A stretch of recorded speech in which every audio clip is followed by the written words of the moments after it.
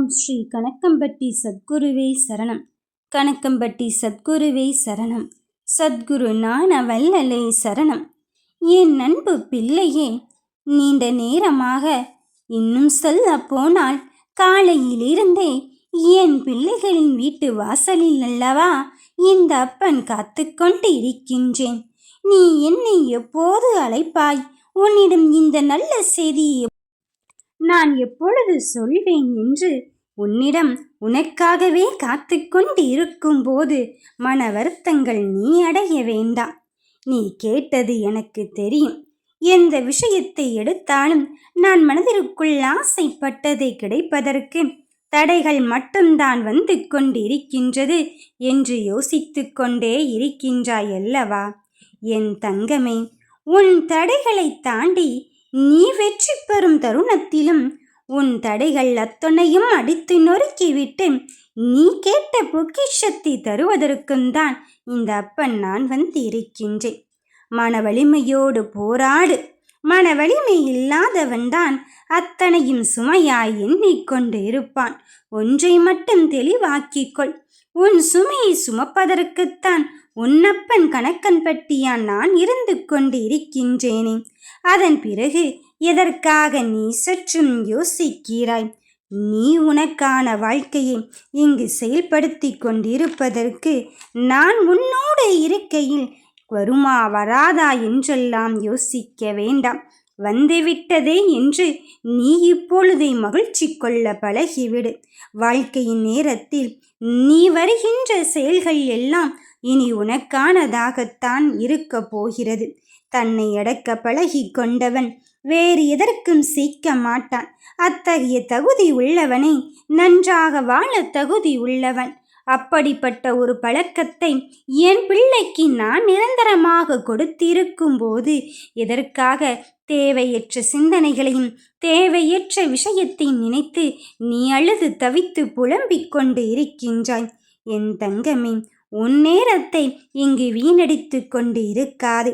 எந்த ஒரு செயலும் செய்தும்போது சில பதற்றங்களும் குழப்பங்களும் இருக்கத்தான் செய்யும். அந்த பதற்றத்தையும் குழப்பத்தையும் தள்ளி வைத்து விட்டு உன் நல்ல அறிகுறிகளை காண்பிப்பது இந்த கணக்கம்பட்டியான் என்பதில் உறுதியாகும் தெளிவாகும் இருந்துவிட்டு பார். நிச்சயம் நீ போவதற்கு உள்ளதாகவே உன் செயலை இந்த அப்பன் செய்து முடித்திருப்பான். அதில் எந்த மாற்று கருத்தும் கிடையாது.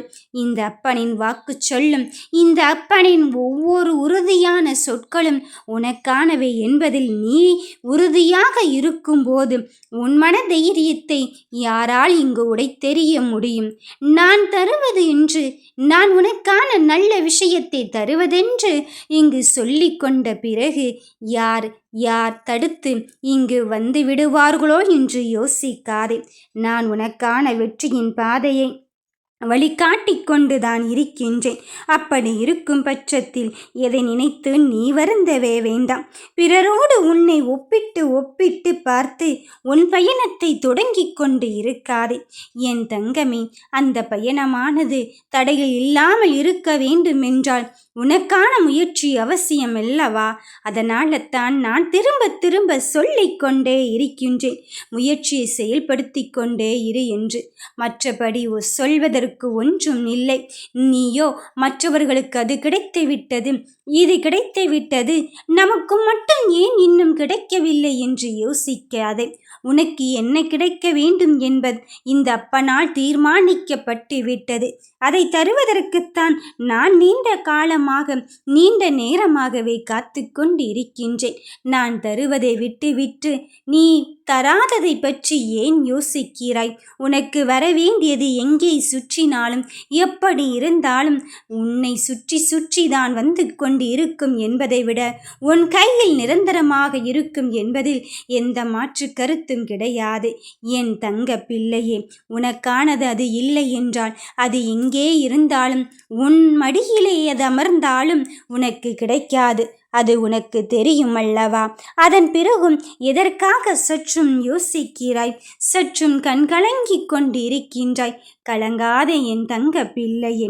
உனக்கு ஒவ்வொரு செயலையும் நான் பார்த்து பார்த்து தான் செய்கிறேன். அதுவும் என் தங்க பிள்ளைக்கு என்றால் நான் அப்படியே விட்டு விடுவேனா என? உன் வாழ்க்கை உன் கையில் இருப்பது உறுதியாகத்தானே இருக்கின்றது. அதன் பிறகு முயற்சி செய்வதற்கு எதற்கு இப்படி பதற்றம் அடைந்து கொண்டு இருக்கின்றாய்? உன் வாழ்க்கையின் பயணமானது மிக தெளிவாகவும் உறுதியாகவும் இருந்து கொண்டு இருக்கிறது. நான் பார்த்து கொள்கிறேன் உனக்கானதை தருவதற்கு. வாழ்க வளமுடன்.